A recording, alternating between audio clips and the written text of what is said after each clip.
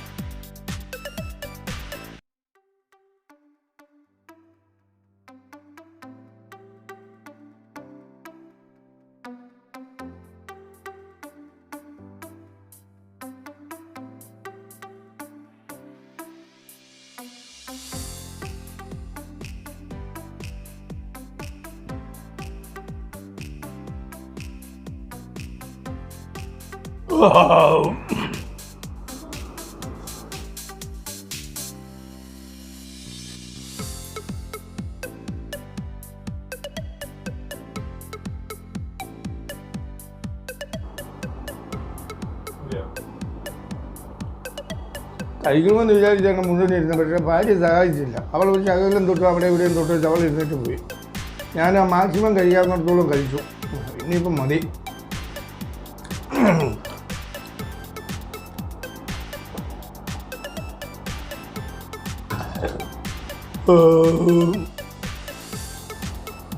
Guys, അപ്പോൾ നമ്മുടെ നത്തോലി 3 kilo നത്തോലിയുടെ challenge ഏകദേശം തീർന്നിട്ടുണ്ട് കേട്ടോ.